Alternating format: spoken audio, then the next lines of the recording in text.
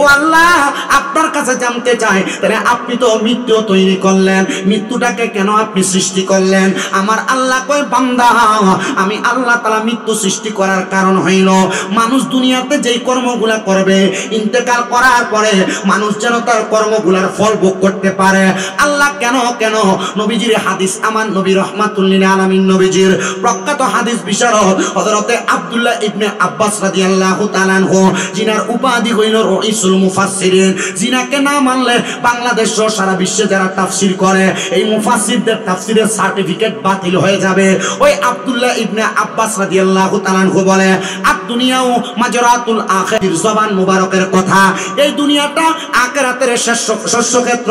যদি দুনিয়ার জমিনের মধ্যে মানুষ যেমন ভাবে ফলের বিচি শস্যকে মানুষ বপন করে, ওই শস্যটা বপন করার পরে মানুষ সেইটা থেকে তাদের শস্যটার ফল ভোগ করে কয়েকদিন পরে। দুনিয়াতে কোনো মানুষ জন্মগ্রহণ করার পরে ওই মানুষটা যখন ইন্তেকাল করে, ইন্তেকাল করার পরে মানুষটা তার ফলটা ভক্ষণ করে। ও আল্লাহ, কেমন ফল ভক্ষণ করে আপনার কাছে জানতে চাই। এবার আমার আল্লাহ তাআলার কোরআনুল কারীমের এই আয়াতের 4টা বাক্যের কথা অপর আয়াতে কারিমা অপর সূরার মধ্যে বর্ণনা করতেছে। সূরা বাইয়িনার মধ্যে আমার আল্লাহ তাআলা ঘোষণা করে, ইন্নাল্লাযীনা কাফারু মিন আহলিল কিতাবি ওয়াল মুশরিকিনা ফি নারি জাহান্নাম খালিদিনা ফিহা উলাইকা হুম শাররুল বারিয়া। জবান খুলে উচ্চ কণ্ঠে জোরে জোরে পড়েন আল্লাহু আকবার। আল্লাহ তাআলা ঘোষণা করে, বান্দা, নিশ্চয় যাহারা কুফরি করে, মনোযোগ দিয়ে শুনবেন কথাটা, আল্লাহ তাআলা এই আয়াতের মধ্যে 3 প্রকার ব্যক্তির কথা বলেছেন। 1 নাম্বার, নিশ্চয়ই যারা কুফরি করে। কি করে? কুফরি কাহাকে বলে আগে আপনাকে জানতে হবে। কুফরি ওইটাকে বলে 1 নাম্বার, আল্লাহর কোরআন রাসূলের পাকের হাদিসের মধ্যে আমার আল্লাহ তাআলা নবীর মাধ্যমে যা আদেশ করেছেন এইগুলাকে আদেশ না মাইনা কেউ যদি এগুলাকে টপকে অন্য কোনো কর্ম করে, আল্লাহর আদেশকে অমান্য করে। 2 নাম্বার, আমার আল্লাহ তাআলা যা নিষেধ করেছেন ওই নিষেধটাকে অমান্য করে নিষেধ কর্মটা সম্পাদন করে, ওই ব্যক্তি কুফরি করে। ইয়া রাসূলুল্লাহ, এই কুফরি করনেওয়ালা ব্যক্তির অবস্থাটা কি? নামাজ পড়া ফরজ আমরা জানি, আমরা পড়ি না গুনাহগার হব, অস্বীকার করলে কাফের মানে কুফরি করব। রোজা রাখা জায়েজ আমরা জানি, রোজা রাখা বান্দার জন্য ফরজ আমরা জানি, বান্দা না পড়লে গুনাহগার হবে, অস্বীকার করলে কাফের হবে। কিন্তু মুসলমান আমরা সমাজের মধ্যে অনেক মানুষ সুদ খায়, ঘুষ খায়, হারাম খায়, পরের হক মাইরা খায়, এমন অনেক মানুষের অভাব এলাকায় আসেনি। এই 3টা কাজ যারা করে বলছে ফি নারি জাহান্নামা খালিদিনা ফিহা, এ জাহান্নামে যাইবো তো যাইবো, জাহান্নামে চিরস্থায়ী বাসিন্দা হয়ে থাকবো। লাস্টে দিয়ে একটা শব্দ যোগ করে দিচ্ছেন, খালিদিনা ফিহা আবাদা। কয় এটা জাহান্নামে ডুববো, বাইরে অনের কোনো সুযোগ নাই, এমন ফিটা ফিটবো কাঁথা বাঁশের গোড়া দিয়ে বাইরে। এই কথা কন না, ঠিক না? আল্লাহ এরা কারা? আল্লাহ এবার কোরআনুল কারীমের আয়াতে শেষ অংশে কয়, উলাইকা হুম শাররুল বারিয়া, এরা হইল দুনিয়ার সবচাইতে নিকৃষ্ট মানুষ। কিন্তু আপনারা যে একটা খাঁটি সুদখোরের লগে সাদওয়ানে 1 কাপ চা খাইব, এজন্য আপনি সুদখোরের পক্ষে কথা বলেন। কথা কন না কেন? আপনারে 500 টাকা 1000 টাকার কাছে আপনি বেচা হন, সে হারাম খায়, সুদ খায়, পরের হক মেরে খায়, এই ব্যক্তির পক্ষে আপনি কথা বলেন। আল্লাহর নবী বলছে, কোন মানুষ যদি দুনিয়াতে অন্যায় অত্যাচার বেমেসাল কর্মকাণ্ড করে আর কেউ যদি তার সঙ্গে তার ক্ষমতা বাড়ানোর জন্য সম্পর্ক টিকে রাখে, সে অপরাধ করেছে জাহান্নামী, তে অপরাধ না করে তার লোকের সম্পর্ক রেখে সমান অপরাধ। নাউজুবিল্লাহ, জোরে নাই? এখন আবার সুদখোরের সিস্টেমটা আবার ভিন্ন হয়ে গেছে গা। এখন আর বেড়া আসতে সুদ খায় না, এখন বাড়ি বেরিয়ে সুদের ব্যবসা করে। এই কথা কয় না? চাচার কাছে যদি কাকা এই 10টা টাকা হালাত করে দন যাবনি, আরে আমার কাছে তো নাই, তো চাষির কাছে কইয়া তার বইনে তার কাছে 10টা টাকা দিছে চাইলে দনের লাগিয়া। এ কথা কর নাম না। আমি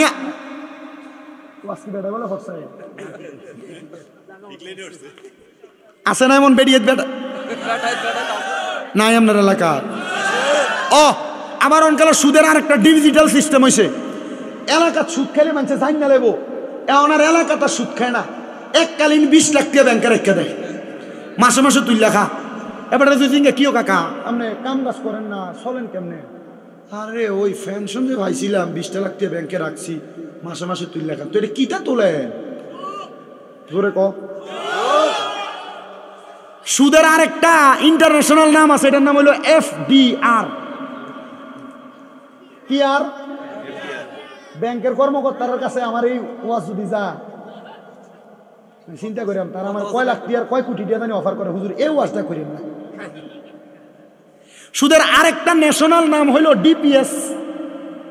আপনার বউ আপনার ফার্ম দিব, তোমার জিফুতের একটা ভবিষ্যৎ আছে না, ওটা টিয়া জিফুতের নামে রাখতে দাও না, 10 বছর রাখলে এটা ডাবল হইয়া তোমারে দিব। কথা কয় না কেন? আছে না নাই?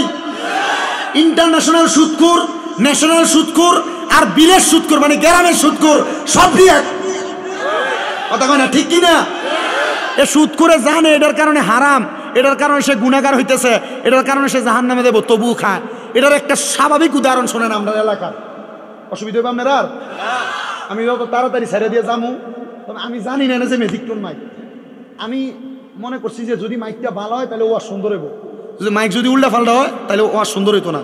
অন্ধে যে কাম লাগাইছে আমি যেমনি টান দিয়ে এমনি টান লইতেছে, আমি তাহলে ওয়াজ করে একটা বাইলে হালান যাইব।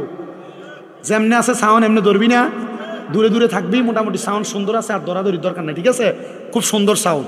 তো যেই কথা বলতেছিলাম, এখন আমরা এক সুদখোর, হ্যাঁ মোটামুটি এক লোকের 5 লাখ টাকা দিচ্ছে সুদে। কয় লাখ? তো 5 লাখে মোটামুটি সুদের টাকা যে বেটা সুদের টাকা লইছে, বেটা সুদের টাকা লওয়ার কারণে প্রতি লাখে সুদের টাকা বছরে দেওয়ার লাগে 30,000। তাহলে 5 লাখে এক বছরে কত হইল? 1.5 লাখ। এবারে এই টাকা বেটার কাছে রাখছে 4 বছর। কয় বছর? 4 বছরে সুদের টি হয়েছে কত? 6 লাখ। তো আসল টাকা হইলো 5 লাখ, সুদের হইলো 6 লাখ, মোট কয় লাখ? 11 লাখ।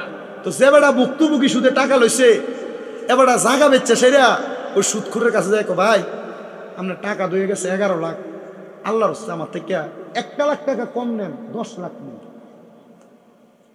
সুদখোরের উত্তরটা কি দিছে? এক কইতেছে সুদ খাওয়ানোর কারণে আল্লাহ যে কবর আমারে ফিটবো, তোমার থেকে যদি আমি 1 লাখ টাকা কম নেই, আল্লাহ কি আমার একটা বাড়ি কম দিব?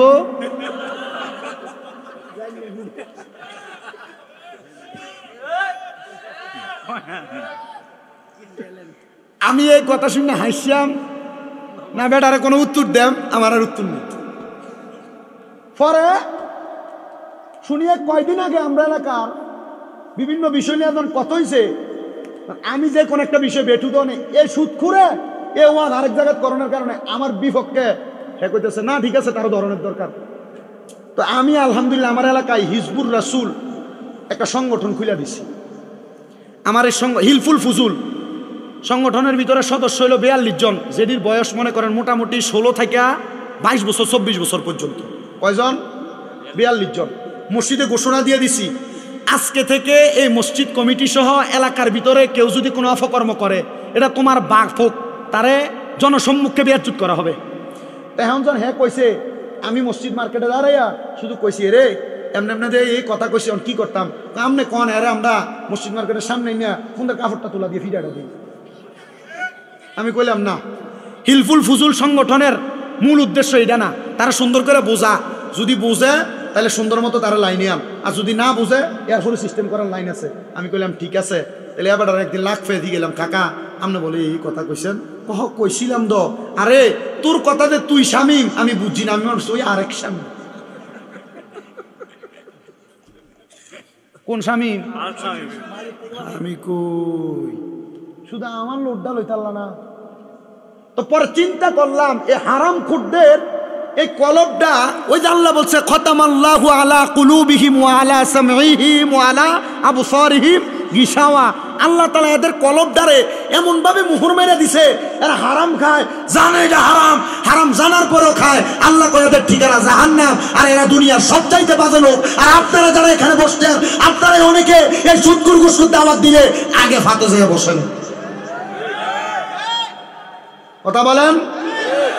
একবার চিন্তা করবেন, রাসূল সাল্লাল্লাহু আলাইহি সাল্লামের প্রখ্যাত হাদিস বিশারদ হযরত আনাস ইবনে মালিক রাদিয়াল্লাহু তাআলা আনহু বলেন, আমি আমার নবীজির জবান মোবারকে বলতে শুনেছি, কোনো মানুষ যদি এমন হারাম টাকার কোনো খাবার একটা দানা বক্ষণ করে। কয়টা দানা? একটা দানা বক্ষণ করে। সে খাইলো, খাওয়ার পর এই দানা তার পেটে গেল, যেই রক্তের অণুটা তৈরি হবে, এই রক্তের অণু তার প্রত্যেকটা শিরায় শিরায় শিরায় শিরায় এই রক্তটা প্রবাহিত হবে। আর এই রক্ত প্রবাহিত হওয়ার কারণে আল্লাহ তাআলার ওই বান্দার পুরাটা দেহ হারাম দেহ হিসেবে উপনীত হবে। জাহান্নামের মধ্যে আল্লাহ তাআলার ওই বান্দা যখন কবরে যাইব, তাহলে সর্বনিম্ন তারে 3000 বছর পূর্ব। কয় হাজার বছর? তোমার চেহারাটা দেখিয়া সিগনালাইছি আমি, আমার কাছে ভাল লাগতেছে তোমারে দেখিয়া। ইকবাল না? বইও, যাওয়ানোর দরকার নেই, মোটামুটি বিরিয়ানিটা লইয়ে যাইও।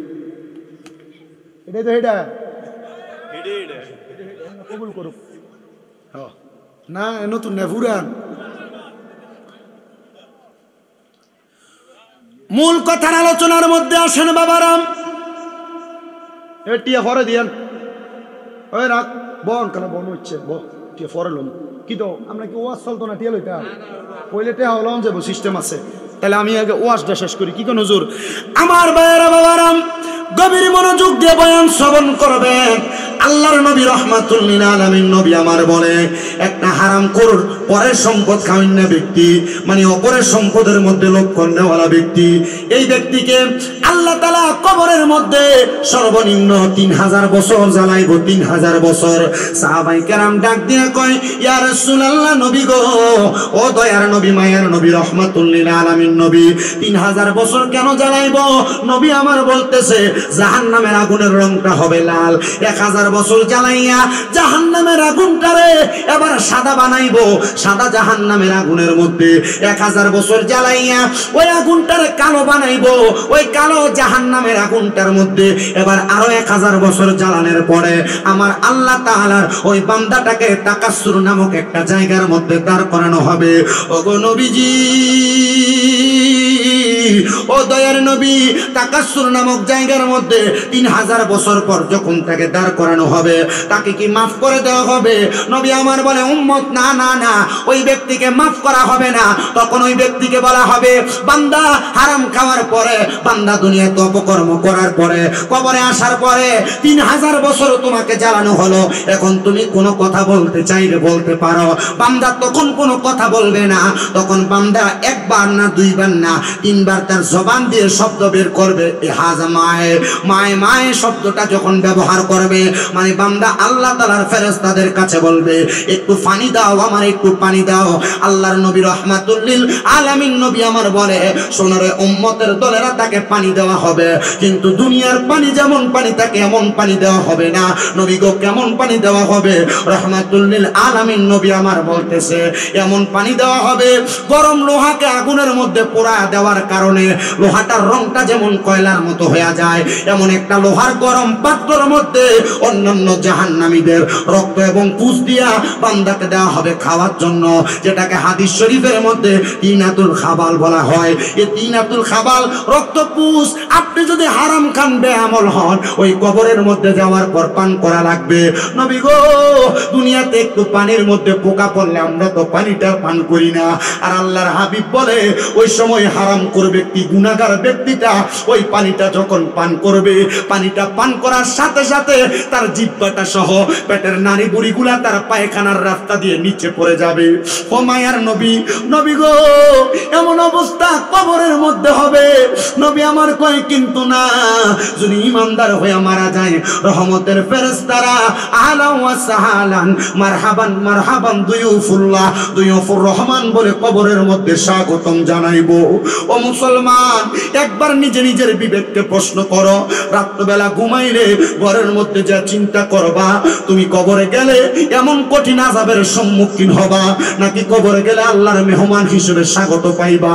নবী কয়, শুনো, ওই কবরের মধ্যে রাখার পরে যদি কোনো ইমানদার বান্দা কবরে যায়, ওই ইমানদার বান্দার রূহটা আজরাইলকে ডাক দিয়ে বলবে, হে আজরাইল, আমারে দেরি করিস না, দেরি করিস না, আমার রূহটা তাড়াতাড়ি জান্নাতের মধ্যে নিয়ে যাও। আজরাইল, তুমি যদি জানতা আমার আল্লাহ তাআলা জান্নাতের মধ্যে আমার জন্য কত নিয়ামত রেডি করে রাখছে, তাহলে তুমি এত দেরি করে আমার রূহটা জান্নাতের মধ্যে নিতা না। অনুরূপ ভাবে গুনাহগার বান্দার রূহটা আজরাইলকে বলবে, আজরাইল এত তাড়াতাড়ি আমারে নিস না রে, তুই যদি জানতি আল্লাহ তাআলা জাহান্নামে আমার জন্য কত যন্ত্রণাদায়ক শাস্তি রেডি করে রাখছে, তাহলে তুমি আমার এত তাড়াতাড়ি জাহান্নামের মধ্যে নিতা না। শুনেন বন্ধুরা, আল্লাহর হাবিব মুহাম্মদ মুস্তাফা সাল্লাল্লাহু আলাইহি ওয়াসাল্লাম নবীর প্রখ্যাত সাহাবী, ইসলামের প্রথম খলিফা হযরতে আবু বকর সিদ্দিক রাদিয়াল্লাহু তাআলা আনহুর কথা আমি আপনাদেরকে বলি। যখন হযরতে আবু বকর সিদ্দিক রাদিয়াল্লাহু তাআলা আনহু ইন্তেকাল করলেন, ইন্তেকাল করার পরে আবু বকর সিদ্দিক রাদিয়াল্লাহু তাআলা আনহুর শরীরটাকে সুন্দর করে গোসল দিয়া আল্লাহর হাবিব সাল্লাল্লাহু আলাইহি সাল্লামের শরীর মুবারকের একটা আস্তিন মুবারক চাদর মুবারক দিয়া আবু বকর সিদ্দিক রাদিয়াল্লাহু তাআলা আনহুকে কাফন দেওয়া হয়েছে। আবু বকর সিদ্দিক রাদিয়াল্লাহু তাআলা আনহুর লাশ মুবারকটা, দেহ মুবারকটা রাসূল পাকের মসজিদে নববীর সামনে জানাজা হয়েছে। হযরতে আবু বকর সিদ্দিক রাদিয়াল্লাহু তাআলা আনহুর জানাজা হওয়ার সাথে সাথে সকল সাহাবায়ে কেরাম চিন্তা করতেছে আবু বকর সিদ্দিককে কোথায় দাফন করা হবে, কোন জায়গায় দাফন করা হবে। হাসাইসুল কুবরার মধ্যে আল্লামা জালালউদ্দিন সুয়ুতী রাহমাতুল্লাহ আলাইহি একটা হাদিস কোট করে বলতেছেন, শোনো সব সাহাবায়ে কেরাম যখন সিদ্দিক আকবরের লাশ মুবারক দাফন করবে এমন কথা ভাবতেছে, এমন টাইমে আল্লাহর হাবিবের রওজা মুবারক থেকে একটা আওয়াজ পাওয়া গেছে। হযরতে তালহা রাদিয়াল্লাহু তাআলা আনহু হাদিস বর্ণনা করে বলেন, নবীজি রওজা মুবারক থেকে আওয়াজ আসতেছে, আবু বকর সিদ্দিক হায়াতে জিন্দেগিতে আমি নবীর সঙ্গী, আমি নবীর বন্ধু। আবু বকর সিদ্দিক আমি নবীর হিজরতের বন্ধু। তোমরা আবু বকর সিদ্দিককে তাড়াতাড়ি আমি নবীর রওজা মুবারকের পাশে দাফন করে দাও। নবী গো, কারণ কি? বলে যে আবু বকর সিদ্দিক আমার হায়াতে জিন্দেগির সঙ্গী হয়েছে, যে আবু বকর সিদ্দিক আমি নবীর হিজরতের সঙ্গী হয়েছে, সেই আবু বকর সিদ্দিক বরজকে আলমে আমি নবীর সঙ্গী হবে। জানতে চাই ও আমার পশ্চিমাড্ডার বাবারা, সিদ্দিকে আকবরকে যদি নবী মুহাম্মদ সাল্লাল্লাহু আলাইহি সাল্লামের সঙ্গে দুনিয়াতে জীবন কাটানোর কারণে রাহমাতুল লিল আলামিন নবীজির রওজা মুবারক থেকে আওয়াজ দিয়ে নবীজির পাশে জায়গা করে দিতে পারে, আমরা এই পশ্চিমাড্ডার জান্নাতের বাগান ঐতিহাসিক আনোয়ার খাঁ জামে মসজিদ এবং বখতারকা ঈদগাহ ময়দানের মধ্যে বসে যদি আমরা নবীর মাহফিলে বসে নবীর প্রেমে দুই এক মর্তবা দুরূদ শরীফ আদায় করে নবীজির শান মান আজমতের বর্ণনা করি, আপনারা বলেন আমার আল্লাহ তাআলা যখন আমাদের কাছে আজরাইল পাঠাবে, আমাদের প্রাণ পাখি যখন উড়ে যাবে, ওই সময় যখন আমাদেরকে বিসমিল্লাহি ওয়া আলা মিল্লাতি রাসূলিল্লাহ বলে কবরে রাখবে, ওই কবরে আমার নবী আমাদেরকে নবীর কুল মুবারকে নিতে পারে কি পারে না?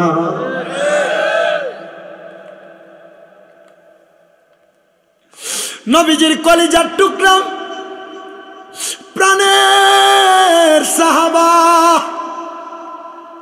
হযরতে আব্দুল্লাহ যুল জুবলাতাইন, তিনি বলেন আমার মা বাবা মূর্তির পূজা করত, কিন্তু আমার মা বাবা যখন খবর পাইছে আমি ইসলাম ধর্ম গ্রহণ করেছি, আমার মা বাবা আমার ঘরের মধ্যে জায়গা দেয় নাই। শোনো রে জগতের মানুষ, আমার আব্বা জান আমার শরীরের মধ্যে যেই জামা কাপড় ছিল, জামা কাপড়গুলা পর্যন্ত ছিনিয়া ছিনিয়া নিয়ে গেছে।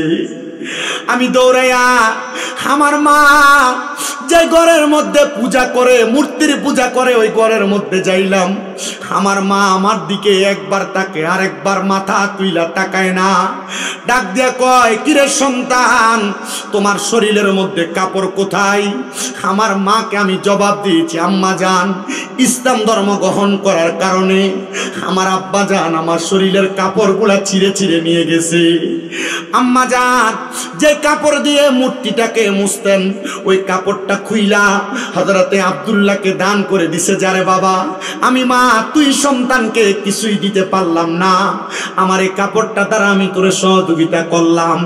হযরতে আব্দুল্লাহ বলে আমি দৌড়াইতে দৌড়াইতে গভীর রজনীতে মদিনা শরীফের কেবলা যেই দিকে মসজিদে বেলাল একটা জায়গা আছে, যে অবস্থান, ওই জায়গাটার মধ্যে আগে খেজুরের বাগান ছিল। হযরতে আব্দুল্লাহ জুলজুবলাতাইন বলেন, আমি এই চিরাপাড়া কাপড় নিয়ে ওই খেজুরের বাগানের চিপায় আড়ালের মধ্যে বসে রইলাম। আমি চিন্তা করতেছি আমার রাহমাতুল লিল আলামিন নবীনি এই খেজুরের বাগানে যে কোনো সময় আগমন করে। ঠিক ওই দিন আমার নবীজি মা আয়েশা সিদ্দিকা রাদিয়াল্লাহু তাআলা আনহার হুজরা মুবারকের মধ্যে অবস্থান করতেছিলেন। নবী আমার ওই দিন আম্মা জান আয়েশার ঘর মুবারক থেকে ফজরের নামাজের পূর্ববর্তী সময় উঠে গেছেন। আম্মা জান আয়েশা কই, ইয়া রাসূলুল্লাহ, ওগো দয়ার নবী, মায়ার নবী, রাহমাতুল লিল আলামিন নবীজি, আপনি যেই দিনে আমি আয়েশার ঘরের মধ্যে আসেন, আপনি আমার ঘর থেকে রাতের গভীর অংশে বের হয়ে যান। নবী আমি জানি আপনি জান্নাতুল বাকির মধ্যে যায় যায় কবর জিয়ারত করেন। ইয়া রাসূলুল্লাহ, এখন কি আপনি জান্নাতুল বাকিতে যাবেন? নবী আমার কই, আয়েশা, আমি শুধু জান্নাতুল বাকির মধ্যে যাই না, আমি মাঝে মাঝে সুযোগ পাইলে হযরত বেলাল রাদিয়াল্লাহু তাআলা আনহুর বাড়ির সামনে যায় যায় আমার আল্লাহ তাআলার কাছে কান্না করি আমার গুনাহগার উম্মতের জন্য। হে আয়েশা, আজকে তুমি আমার সাথে জান্নাতুল বাকির সামনে যাওয়া লাগবে না, আমি নবী বেলাল রাদিয়াল্লাহু তাআলা আনহুর বাড়ির পাশে খেজুরের বাগানটার কাছে যাইয়া আমার উম্মতের জন্য একটু রোনাজারি করব। রহমতের নবী বেলাল রাদিয়াল্লাহু তাআলা আনহুর বাড়ির পাশে যাইয়া সুন্দর করে যখন ইবাদত করার জন্য নবীজির শরীর মুবারকের চাদর মুবারকটা বিছায়া আল্লাহর হাবিব সাল্লাল্লাহু আলাইহি সাল্লাম বসছেন, এমন টাইমে আমার নবী রহমতের নবীজির প্রখ্যাত হাদিস বিশারদ হযরত তালহা রাদিয়াল্লাহু তাআলা আনহু বলেন, নবীজির জবান মুবারকে বলতে শুনলাম আমার নবী নামাজের মুসল্লার ভিতরে বৈশা বৈশা গুনগুন গুনগুন কান্নার আওয়াজ শুনেছে। নবী আমার ডাক দেয়, কে রে? মানান্তা, জবাব দে, জবাব দে। রহমতের নবীকে দরজার আড়াল থেকে জবাব দেয়, আসসালাতু ওয়াসসালামু আলাইকা ইয়া নবিয়াল উম্মি, ইয়া রাসূলুল্লাহ, ও নবীদের নবী, আমি হইলাম আপনার কাছে সত্য ইসলাম গ্রহণ করা আব্দুল উজ্জা। নবী গো, আপনি মুহাব্বত করে আমার নাম দিয়েছেন আব্দুল্লাহ। কিরে আব্দুল্লাহ, আয় না, আমি নবীর সামনে আয়। কেন রে, কেন এই পর্দার আড়ালের মধ্যে থাইকা কান্না করতেছো? কান্নার কারণ রহমতের নবীকে একবার বলো না। আব্দুল্লাহ ডাক দিয়ে বলি, ইয়া রাসূলুল্লাহ, আমি কান্না করার কারণ হইল আমার আব্বাজান ইসলাম গ্রহণ আমি করার কারণে শরীরের জামা কাপড় নিয়ে গেছি। ইয়া রাসূলুল্লাহ, ও দয়ার নবী, মায়ার নবী, রাহমাতুল লিল আলামিন নবী, আমার শরীরের মধ্যে কোনো জামা কাপড় নাই, আমি কেমনে উলঙ্গ অবস্থা আপনি নবীর সামনে দাঁড়ায়া যাব? নবীজি বলেন, শীতের রাত্রবেলা আমি আমার চাদরটা কইলা আমার আব্দুল্লাহকে দিলাম। আব্দুল্লাহ আমার একটা চাদর দিয়া তার শরীরের নিচের অংশটাকে ঢাকনা দিয়েছে। আব্দুল্লাহ, আয় রে, আমি নবীর সামনে আয়। আব্দুল্লাহ কই, ইয়া রাসূলুল্লাহ, ইসলামের তো শিক্ষা খালি গায়ে কোনো জায়গার মধ্যে পুরুষ মানুষ যাবে না। নবী গো, আমার সদরটা দেখা যাবে। ইয়া রাসূলুল্লাহ, আমি আপনার সামনে এভাবে যাইতে পারবো না। নবীজি বলে, আমি আমার শরীর মোবারক থেকে আমার আরেকটা চাদর খুলে আব্দুল্লাহকে দিয়ে দিলাম। হযরত আব্দুল্লাহ আমার সামনে আসছে। ইয়া রাসূলুল্লাহ, ও নবী, আমার মনে হয় ইসলাম ধর্ম গ্রহণ করার কারণে আমার মা আমারে গ্রহণ করবে না, আমার বাবা আমারে গ্রহণ করবে না, আপনি নবীর কাছে আমারে জায়গা করে দেন, আপনি নবীর কাছে আমার জায়গা করে দেন। নাই কোনো বন্ধুরে, নাই দরদি, নাই কঠিন দিনে আমার নূর নবী বিনে, কঠিন দিনে আমার নূর নবী বিনে। রোজা হাসরের কঠিন দিনে রাব্বুল আলামিন ওহিদুল কাহার হইয়া সাজিবেন হাকিম। ওরে থাকিবে না মায়া দয়া স্নেহ মমতা, কেউ হবে না কারো জন্য জামিন ও দাতা। আরে বলবে নবী, ইয়া উম্মতি, আমার উম্মতের কি হবে গতি গো?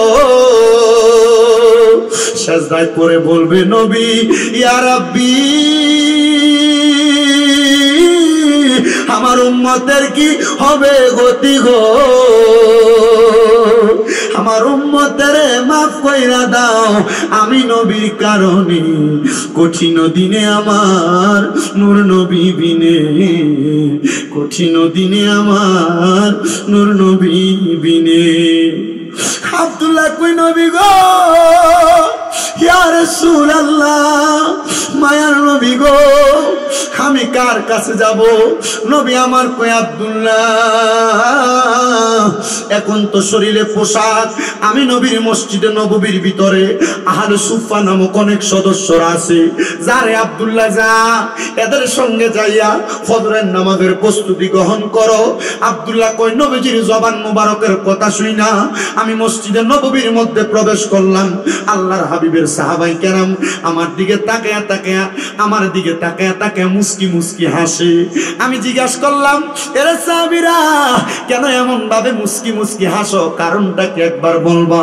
সাহাবাই কেরাম কই, এ আব্দুল্লাহ, নব ইসলাম গ্রহণ করেছো, কিন্তু তোমার শরীর মুবারক থেকে আমার নবীজির দেহ মুবারকের পসিনা মুবারকের ঘ্রাণ আসতেছে।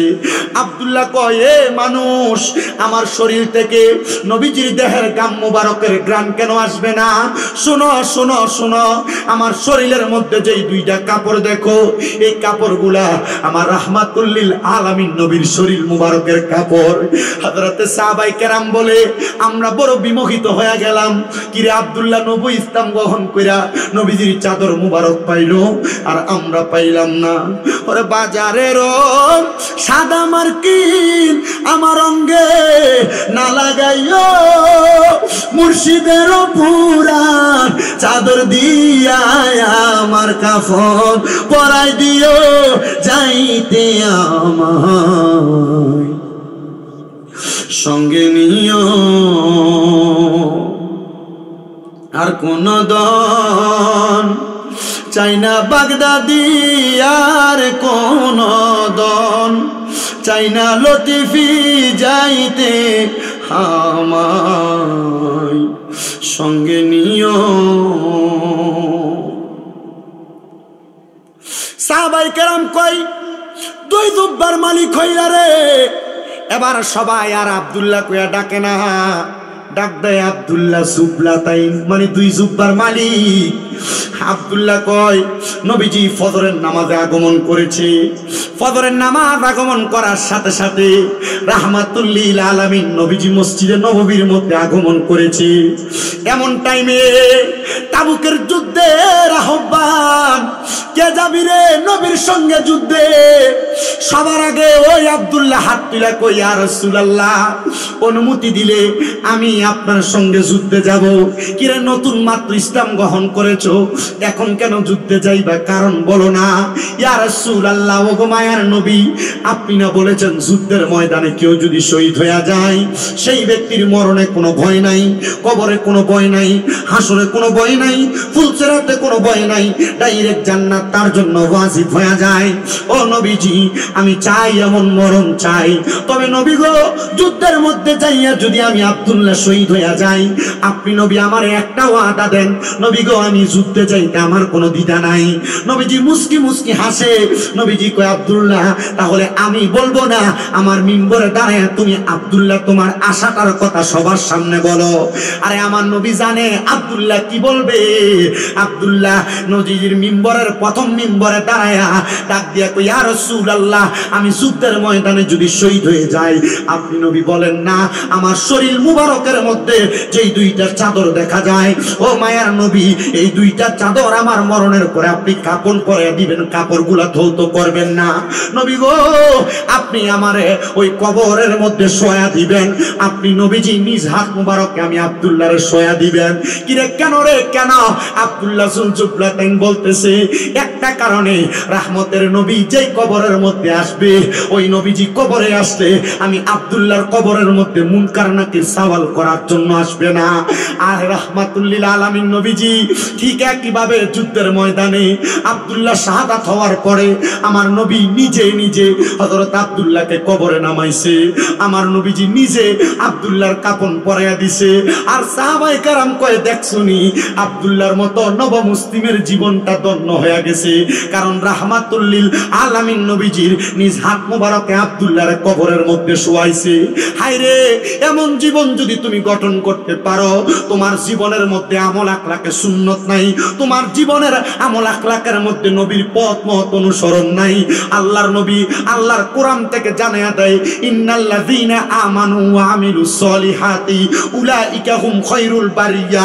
নিশ্চয় যারা ঈমান আনে, নেক আমল করে, এই মানুষগুলা দুনিয়ার সবচাইতে ভালো মানুষ। ইয়া রাসূলুল্লাহ, এই ভালো মানুষগুলা কবরে গেলে কেমনে থাকবে?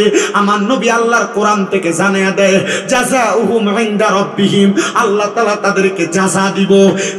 সুবহানাল্লাহ বলবেন না? আল্লাহ তাআলা তাদেরকে জাযা দিব, আল্লাহ তাআলা তাদেরকে প্রতিদান দিব।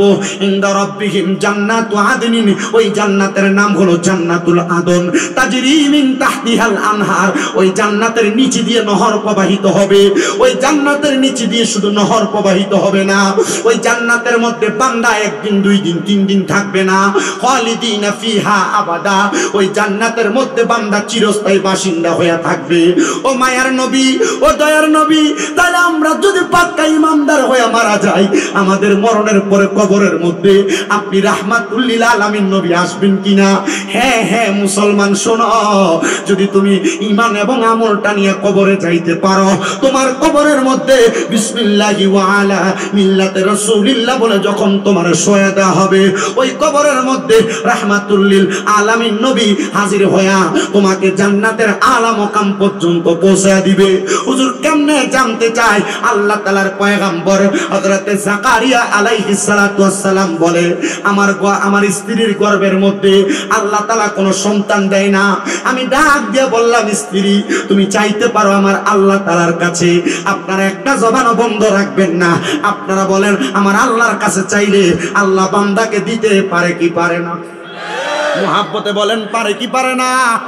এ মুসলমান, এ নবীর উম্মতের দলেরা, আল্লাহ কেমন পারা পারে? জাকারিয়া পয়গম্বরকে আমার আল্লাহ তাআলা এমন কবুল করছে, ওনার স্ত্রী রাত্রবেলা কান্না করে, আল্লাহ একটা সন্তান দেন, আল্লাহ একটা সন্তান দেন, ওই বাদিকা সলিহিন নেককার সন্তান দেন, যে সন্তান আমাদের ইন্তেকালের পরে আমাদের জন্য খাস খাস করে দোয়া করবে। কেন গো, তুমি না নবীর স্ত্রী, তুমি কেন ভয় পাও? উনি বলেন, আমি ভয় পাই না, আমি একটা কথা চিন্তা করি, একটা নেক সন্তান যদি আমি ইন্তেকাল করার পরে ওই কবরের মধ্যে আমারে বাঁচায়, বলে সন্তান কেমনে বাঁচাইবো? হ্যাঁ হ্যাঁ, আল্লাহর নবী বলতেছে সন্তান বাঁচাইবো। আসসালাতু আলাইহিমা ওয়াল ইস্তিগফারু লাহুমা, এই দুই কথার উপর ভিত্তি কইরা কোন সন্তান যদি তার শুক্রবার জুমার নামাজের পরে তার আম্মার কবরের সামনে, আব্বার কবরের সামনে দাঁড়ায়া রব্বির হামহুমা কামা রব্বায়ানি সগীরা বইলা চোখের মনি কোঠার মধ্যে মাসির মাথা পরিমাণ পানি চাইরা কান্দে, ওই পানি মাটিতে পড়ার আগে আমার আল্লাহ তাআলা তার মা বাবার কবরের আযাব মাফ করে দেয়। হযরতে জাকারিয়া নবীর স্ত্রী বলে, আমি কান্না করতে লাগলাম, কান্না করতে করতে আমি আমার নামাজের মুসল্লার ভিতরে ঘুমায়া গেলাম। এমন টাইমে আমার আল্লাহর পক্ষ থেকে আওয়াজ দেয়, এরে জাকারিয়া নবীর স্ত্রী, শুনে রাখো, আল্লাহ তাআলা তোমার গর্ভের মধ্যে একটা সন্তান দান করেছে। ওই সন্তানটারে তোমরা দুনিয়াতে এমন ভাবে লালন পালন করবা যেন আমার আল্লাহ তাআলা তোমাদের প্রতি রাজি এবং খুশি হয়ে যায়। ও আমার পশ্চিমাড্ডার বাবারা, জাকারিয়া নবীজির সন্তান যখন জন্ম নিছে, আল্লাহর কাছে নামাজ আদায় করে, আল্লাহর কাছে দোয়া করে, আল্লাহ এই সন্তানকে তুমি হক্কানি বানায়ো, এই সন্তানকে তোমার ওয়ালা বানায়ো, এই সন্তানকে দুনিয়ার জমিনের ভিতরে নেক সন্তান বানায়ো। আল্লাহ তাআলা এমন কবুল করছে, 7 বছর বয়স জাকারিয়া নবীর সন্তানের। জাকারিয়া নবী ইবাদত করার জন্য তার ঘরের পাশে একটা খানকার মতো, আমরা এলাকায় দেখবেন মসজিদের পাঞ্জেখানা, মসজিদ নামাজের জন্য জাকারিয়া নবীর ঘরের পাশে ওই ছোট্ট মসজিদের মধ্যে এলাকার একবারে নিম্ন জায়গায় জাকারিয়া নবী কান্না করতেছে আল্লাহর কাছে। এমন টাইমে 7 বছরের বাচ্চা জাকারিয়া নবীর ঘরের মধ্যে, এ আব্বা,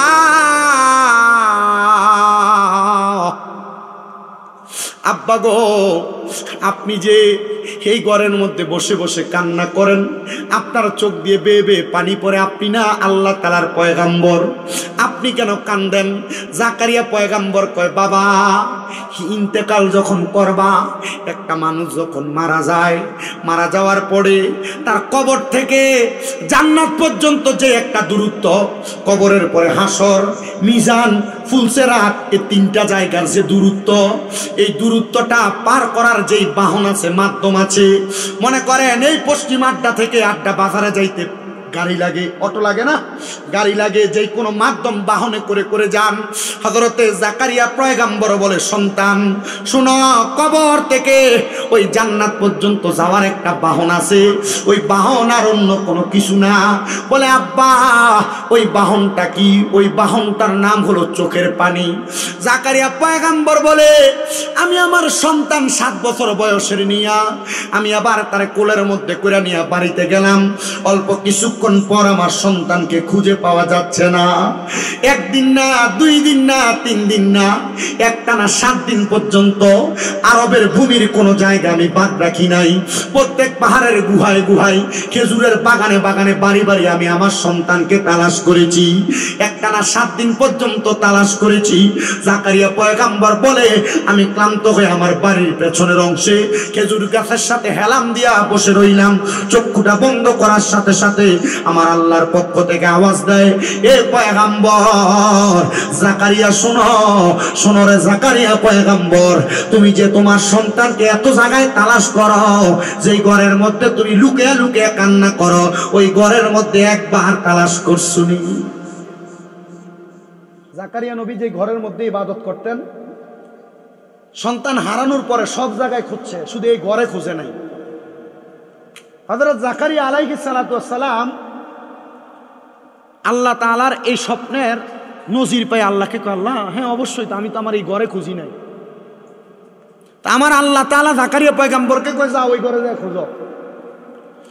জাকারিয়া পয়গম্বর দৌড়ে ওনার ওই ইবাদত খানার মধ্যে ঢুইকা দেখতেছে ছোট বাচ্চা মানুষ সেজদার মধ্যে পড়ে আছে। বয়স কত?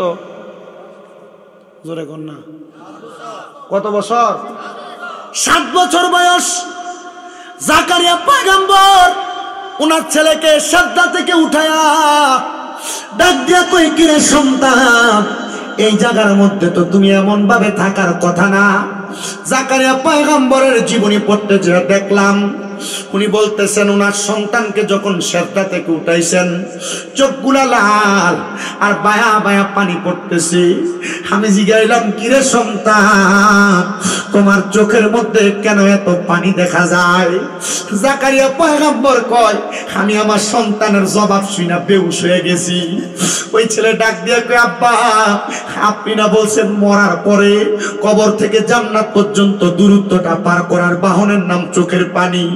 কিরে সন্তান, বয়স মাত্র 7 বছর, এই কথার উপর আমল করতে তুমি গেছো? চিন্তা করে দেখেন, নবীর ছেলে হইয়া 7 বছর বয়সে কবরের কথা চিন্তা করে এমন ভাবে কান্না করছে। কিন্তু আমরা সমাজের বেটারা, আমরা সমাজের পর্দার অন্তরালের মা বোনেরা এই কবরে ভয় করে না। কেন ভয় করব? তারা মনে করে কবরে শোয়া দিলে মনে হয় তার জিন্দেগি শেষ।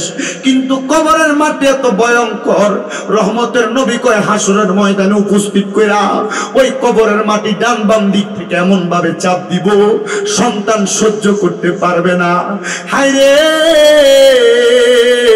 ও পশ্চিম আড্ডার বাবারা, ও পশ্চিম আড্ডার যুবকেরা, জাকারিয়া নবী কই সন্তানটার দিকে তাকিয়ে যখন আমি বেহুশ হয়ে গেলাম, বেহুশ অবস্থা আমি দেখতে পাইলাম, আমার আল্লাহ তাআলা আমি জাকারিয়া পয়গম্বরকে জানিয়ে দেয়, হে জাকারিয়া, তোমার যে সন্তান দুনিয়াতে আগমন করেছে, এই সন্তানও আমি আল্লাহ তাআলার পয়গম্বরের দায়িত্ব পালন করবে, আমি আল্লাহর প্রতিনিধিত্ব করবে। আর আমার আল্লাহ তাআলার কাছে জাকারিয়া নবী দোয়া করছে, আল্লাহ এমন সন্তান আপনি দুনিয়ার জমিনের মধ্যে বনি ইসরাইল সহ প্রত্যেকের ঘরে ঘরে দান করেন। যে সন্তান ছোটবেলা থেকে আল্লাহ তাআলার কাছে মরার কথা স্মরণ করে করে কান্না করবে, হায়রে ও আমার পশ্চিমাড্ডার যুবক ভাইরা, পর্দার অন্তরালের মা বোনেরা, মুরব্বী বাবারা, তোমার মা বাবা তোমার জন্য এমন দোয়া সব সময় করে, কিন্তু অনেক সন্তানেরা ওই আম্মা আব্বার দোয়াটারে ভালোভাবে অ্যাকসেপ্ট করে না, গ্রহণ করে না। সন্তান চিন্তা করে তার মা বাবা মনে হয় তার ব্যাপারে বেশি বেশি একটু নাক গলাইতেছে। মনে রাখবা জাকারিয়া নবী যেমন ভাবে ওনার ছোট সন্তানটার ব্যাপারে আল্লাহ তাআলার কাছে এমন ভাবে দোয়া করেছে, তোমার মা বাবা তোমার জন্য এমন ভাবে দোয়া করে। কিন্তু আমরা সমাজের সন্তানেরা মনে করে মা বাবা সন্তানের প্রতি বেশি অধিকার খাটায়, না রে সন্তান না। মনে রাখবা মা বাবা কোনোদিন সন্তানের ক্ষতি চায় না, মা বাবা কোনোদিন সন্তানের খারাপ চায় না। যদি তোমরা ওই কবরটারে সুন্দর বানাইতে চাও, হাসর মিজান ফুলসেরাতে নূরানি চেহারা লইয়া মালিক ও মাওলার কাছে প্রেজেন্ট হইতে চাও, উপস্থিত হইতে চাও, তাহলে তুমি দুনিয়ার জমিনের মধ্যে ওই মা বাবা নামক সম্পদটাকে, মা বাবা নামক রত্নটারে যত্ন করো। বলে হুজুর কেন কেন কেন?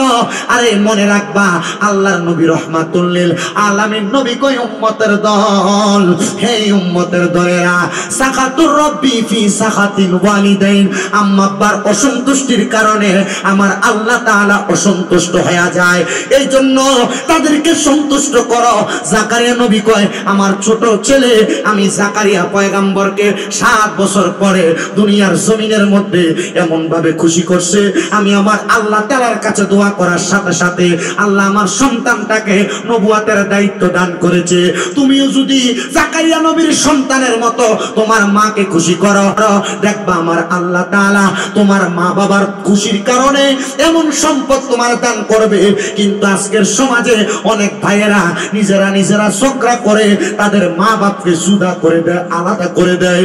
অনেক সন্তানেরা স্ত্রীর কথা শুনে যে তোমার স্ত্রী তোমারে বলে তুমি তো একা, তোমার মা বাবার সন্তান না, তোমার মা বাবার তারও 2-3টা সন্তান আছে, একা কেন খাওয়াইবা? না না না, তোমার ভাইরাও খাওয়াইবো। এই কথা শুই না মা বাপরে আলাদা করে দেয়। মা বাবা সকালবেলা এক ঘরে ভাত খায়, দুপুরে এক ঘরে ভাত খায়, রাত্রবেলা এক ঘরে ভাত খায়। মনে রাখবারে পশ্চিমাড্ডার সন্তানেরা, বরুড়ার যুবকেরা, মা বাপের যদি এমন কষ্ট দাও আর এমন ভাবে আলাদা করে দাও, তোমার মতো হতভাগা কপাল পোড়া সন্তান আর কেউ নাই। বলে হুজুর কেন? কারণটা জানতে চায়। আরে কারণটা শুই না লৌরে যুবক বন্ধুরা, পর্দার অন্তরালের মা বোনেরা, ওই মা বাপরে যে ভাত দাও না, আম্মা আব্বারে আলাদা করে দিছো, আম্মা আব্বা বুড়া হওয়ার কারণে জিহ্বার স্বাদ নষ্ট হয়ে যায়। আম্মা আব্বা এক বেলা করে এক ঘরে আরেক ঘরে খায়। আম্মা আব্বার মনের মধ্যে প্রশ্ন জাগে, না না না, এমনি এমনি খাইলে আমি আমার সন্তানের ঘরে ভালোভাবে খাবার খাইতে পারবো না।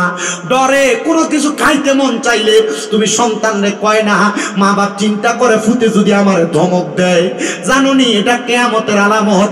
আমার নবী কয় উম্মতের দলেরা শুই না রাখো, দুনিয়ার জমিনের মধ্যে মা বাপ কিয়ামতের আগে সন্তানদেরকে ভয় পাবে, কথা বলতে ভয় পাবে, চিন্তা করবে, কারণ আমার মা বাবা আমার সন্তান আমারে খাওয়ায়, আমি কেমনে তার একটা কাজের জন্য বলি। এই জন্য মা বাপ তোমার ভয়ে কোনো কথা বলে না। চাকায় দেখো এই এলাকার অনেক সন্তান আছে যাদের টাকা আছে, পয়সা আছে, কিন্তু তারা তাদের বাপরে 100টা টাকা হাত খরচ দিতে পারে না। দিব কেমনে ওই আব্বাজান অন্ধকার কবরে? সন্তানের দল, হে নবীর উম্মতের দল, যদি ওই মা বাপরে আলাদা কইরা দিয়া থাকো, দাও তোমার পাও আমার সামনে দাও, আমি শামীম দাদা জিব্বা দিয়া তোমার পাও পরিষ্কার করে দিমু। শুধু আমি শামীম দাদা না, সারা বাংলাদেশের প্রখ্যাত আলেমাইনা ওয়াজ করাইবা আর মা বাপের খানা আলাদা করবা। মনে রাখবা এই ওয়াজ দিয়া কোনো হেদায়েত হইবা না। ওয়াদা করো এখান থেকে বাড়িতে যাইয়া ওই মা বাবার পাটার মধ্যে ধরে কইবা, মা আল্লাহর রাস্তায় আমি সন্তানকে মাফ করে দেন। যতক্ষণ পর্যন্ত তোমার মা তোমার আব্বাজান মুখ দিয়ে বলছে মাফ করে দিছি, ততক্ষণ পর্যন্ত মা বাবার পাও ছাড়বা না। কারণ কি জানো? কারণ মা বাপ যদি মাফ না করে আমার আল্লাহ তোমারে মাফ করবে না, আমার আল্লাহ তোমারে মাফ করবে না। অনেকে চিন্তা করে হুজুর আমি মাফ চামো দুই কথা, আমি দুই ঈদে তো মা বাবার পাশে সালামি করি না। আরে সালাম না, সালাম না, মাঝে মাঝে যদি সুযোগ পাও আম্মা আব্বার কদমের মধ্যে চুমা দিবা। হুজুর কেন? আল্লাহর নবী শিখিয়ে দেয় উম্মতের দলেরা আম্মা আব্বার কদমে চুমা দিলে আল্লাহর জান্নাতের চৌকাঠে চুমা দেওয়ার স্বাদ পাওয়া যায়। হুজুর কেমনে বুঝবো? রহমতের নবী বলতেছে আমি যখন মক্কা থেকে মদিনাতে হিজরত করে আসলাম, একজন সাহাবী আমারে কই ইয়া রাসূলুল্লাহ আপনি আবার যেদিন মক্কায় যাবেন আমারে আপনার সাথী বানায়া মক্কায় নিয়ে যাবেন। কিন্তু কিছুদিন পরে আমি নবী মক্কার উদ্দেশ্যে রওনা দিলাম, একা একা ওই সাহাবীরে নিয়ে যাই নাই।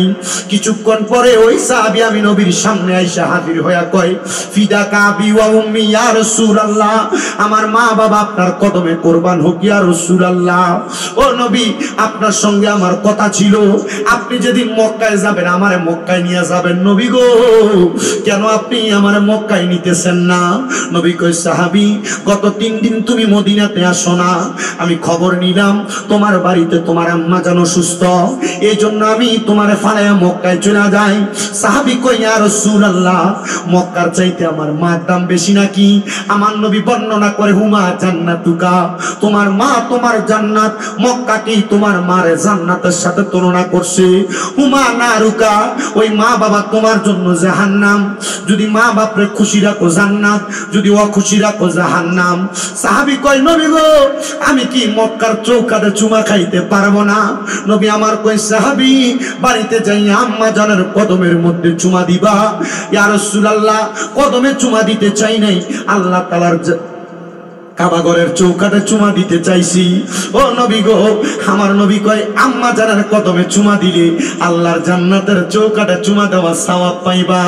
এই সন্তানের দল আম্মা আব্বার কাছে মাপ চাইবা কিনা জানি না, আমার এলেম কালাম নাই, মাত্র কামেল প্রথম বর্ষে পড়ালেখা করি কুমিল্লা ইউনিভার্সিটিতে বাংলায় অনার্সের ফাইনাল ইয়ারে। আমার এলেমের জোর দিয়ে আমি কথা বলি না, ক্লাস 6-7 থাকতে ওয়াজে শুনছি আম্মা আব্বার কদমে চুমা দিলে আল্লাহ সম্মান বাড়ায়া দেয়। ঘুমন্ত অবস্থায় মা বাবার পায়ে চুমা দিছি, আল্লাহ সম্মান বাড়াইছে। হুজুর বলছে যে শোনো নাই কুমিল্লাতে অনেকগুলা মাদ্রাসা আমার। এই সন্তানের দল আমি আপনাদের কাছে আবদার জানাবো, মা বাবার দোয়ার কারণে আপনি সন্তান অল্পতে অনেক কিছু পাওয়া যাইবেন। এই জন্য আপনার কাছে আমার আবদার ওই আম্মা আব্বার কদম ধরে মাপ চাইবেন। কিন্তু অনেকে চিন্তা করে হুজুর যাদের বাড়িতে আব্বা আছে তারা বাড়িতে যাই আব্বার পায়ে ধরে মাপ চাইবো, আমার তো বাবা নাই, আমি কার পায়ে ধরে মাপ চাইবো? যেই বাবা নিজে কষ্ট করে চলাফেরা করছে, জুতা পায়ে দিত তলাটা ছিটতে ছিটতে পায়ের মুরালিটা রাস্তার সাথে লাগতো, কিন্তু তুমি ফুতেরে নতুন সুন্দর জুতা কিনা দিত। মনে কইরা দেখো রাত্রবেলা ওই জুতা পায়ে দিয়া খাটের মধ্যে হাঁটতা। আজকে ওই বাবা কবরে আব্বা জানলে দামি এক জোড়া জুতা কিনা পরাইতে পারো না, তোমার টাকার অভাব নাই। বাবা কবরে বিদেশ থাকলে তো ইমু কলের মাধ্যমে বাবার সঙ্গে কথা বলতে পারতা, আজকে ওই আব্বা জান কবরে আব্বার সঙ্গে একটু কথা বলতে পারো না। ভালোবাসি তোমায় বাবা বুকটা যে যাইছি রে, তোমার কথা হৃদয় মাঝে পড়ছে বারে বারে। বাবা তুমি কেমন আছো ছোট মাটির ঘরে, তোমার কথা হৃদয় মাঝে পড়ছে বারে বারে। বাবা গো ও বাবা, বাবা গো ও বাবা। হে যুবক এখন রাস্তাঘাটে কোনো অন্যায় করলে বাবা ধমক দিয়া নিয়ে যায়, ওই বাবার প্রতি কত রাগ দেখাও। কোনোদিন তো ওই আব্বাটারে মুখ দিয়া বললা না বাবা তোমারে বড় ভালোবাসি, ওই আব্বারে ধমক দিয়া কথা বলছো। জিজ্ঞাস করো যার বাবা নাই ঘরের ভিতরে গেলে আব্বা যে খাটে ঘুমাইতো খাটটার দিকে তাকাইলে চোখের পানি বায়া বায়া পড়ে। হায় রে, অনেক সন্তান চিন্তা করে হুজুর, যাদের বাড়িতে মা আছে তারা বাড়িতে যাইয়া মার পায়ে ধরে মাপ চাইবো, আমার তো মা নাই, হুজুর আমি কার পায়ে ধরে মাপ চাইবো? হে সন্তান, চিন্তা করে দেখো, তোমার ঘরে 3 টুকরা মাছ রান্না হইলে তুমি তোমার মাছটা দুপুর বেলা খাইতা, আব্বা আব্বারটা খাইতো, মামার মাছের টুকরাটা তুইলা রাখতো।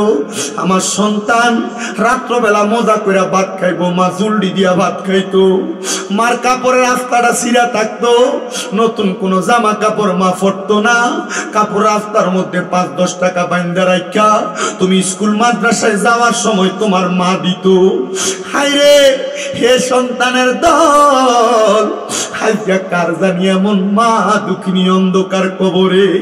তোমার ব্যাংকে লাখ লাখ টাকা পড়ে আছে, কিন্তু তুমি তোমার মারে 500 টাকা দিয়ে কিনে একটা কাপড় পরাইতে পারো না। চিন্তা করিস না রে পশ্চিম আড্ডার যুবক ভাইয়েরা, মুরব্বী বাবাজিরা, পর্দার অন্তরালের মা বোনেরা, আজকে যাদের মা কবরে বাবা কবরে, আজকের জান্নাতের বাগানের ইন্তজাম আয়োজন যারা করছে, আজকের আখিরি মুনাজাতের মধ্যে তোমরার মার জন্য দোয়া করা হবে, তোমরার বাবার জন্য দোয়া করা হবে। মনে রাখবা, আল্লাহর নবী শিক্ষা দেয়, কোন সন্তানের মা মারা যাওয়ার পরে, বাবা মারা যাওয়ার পরে, ওই সন্তান যদি রব্বির হামহুমা কামা রব্বায়ানি সগীরা ওয়া কুর রব্বির হামহুমা কামা রব্বায়ানি সগীরা বইলা আমার আল্লাহর কাছে দোয়া করে, ওই চোখের পানি মাটিতে পড়ার আগে আমার আল্লাহ তাআলা ওই সন্তানের মা বাবার জীবনের গুনাহ মাফ করে দেয়। হায়রে, কে জানি ওই মারে মাটির কবরে শোয়া দিয়া আজকের মাহফিলে আসছে। চিন্তা করে দেখো, ওই মা জননী রাত্রবেলা তোমার বাড়ি যাইতে দেরি হইলে ঘুমাইতো না। চিন্তা করে দেখো, ওই মা রাত্রবেলা তোমারে এত মাঘ মাসের শীতের দিনে খাবার গরম করে খাওয়াইতো, কিন্তু এখন বাড়িতে গেলে বউ বউয়ের মতো ঘুমায়, ঠান্ডা ভাত খাওয়া লাগে। আজকে মাঝে কবরে কেউ একবার তোমার জিগায় না, আগে 2-3 বেলা না, মাত্র 1 বেলা খানা না খাইলে মা তোমার জিগাই তো পেটটা দি পিঠের সাথে লাইগা রইছে, পুত্রে খানা দি খাও না। এখন 2-3 বেলা খানা না খাইলে কেউ জিগায় না রে পশ্চিম আড্ডার যুবক, জিগাইব কে? তোর মা না তো অন্ধকার কবরে। ওরে 3.5 হাত গর্তে ফেলে কেমন করে আইলা চলে, তোমার বাড়ি আইতে দেরি হইলে যেই মা ঘুমাইতো না, ওই কবর দেশে মায়ের পাশে একটু রইলি না রে, কবর দেশের খবর লইলি না। কেমন আছেন মা জননী, কেমন আছে বাবা মনি, একবার তো চায়া দেখলি না, ওই মা বাবারে কষ্ট দিয়া দুনিয়াতে বাইচা থাইকা শান্তি তুমি কোনো দিন পাইবা না রে। খবর দেশের খবর লইলি না। এ যুবক, হে মুরব্বী বাবারা, টাকা পয়সা আছে কিন্তু মা বাপরে খাওয়ানোর মতো তোমার সাধ্য নাই, খাওয়াইবা কেমনে? মা বাপ তো কবরে শুয়া রইছে। চিন্তা করে দেখো, ওই মা বাপরে যদি ভাত খাওয়াইতা, বছরে কত টাকা তোমার মা বাবার পেছনে তোমার লাগতো। যদি মাসে মাসে ফল কিনা খাওয়াইতা, কত টাকা তোমার মার পেছনে খরচ হইতো। আরে যদি ওই মা বাপ বাচ্চা থাকতো, অসুস্থ অবস্থায় 1000 টাকার ওষুধ কিনা মাসে দিতা, 12 মাসে 12,000 টাকার ওষুধ কিনা দেওয়া লাগতো। তোমার মা বাপ তোমারে লাখ লাখ টাকার বাড়ি দিয়া গেছে, ক্ষেত পাথরের জায়গা দিয়া গেছে। এই সন্তান যেই বাড়িতে থাকো, যদি বাড়ির ভাড়া দিতা, প্রতি মাসে 5,000 করে দিলে 12 মাসে 60,000 টাকা ভাড়া লাগতো। কই তোমার মা তো তোমার কাছে ভাড়াটা চায় না। একজন সন্তান নিয়ে দাঁড়াইবা, হুজুর আগামী বছর মাহফিল হবে, এই মাহফিলের জন্য আমার মা কবরে, আমার আব্বা কবরে, আব্বা আম্মার কবরের আযাব মাপ চাইয়া আমি আগামী বছর 10,000 টাকা দান করে দিব। একজন সন্তান, ধন্য মায়ের ধন্য সন্তান, ধন্য বাবার ধন্য সন্তান দাঁড়াইবা, হুজুর আমার মা নাই দোয়া কইরেন, আমার বাবা নাই দোয়া কইরেন। আমি খাস করে দোয়া চাই, মা বাপরে যদি আমি ভাত খাওয়াইতাম,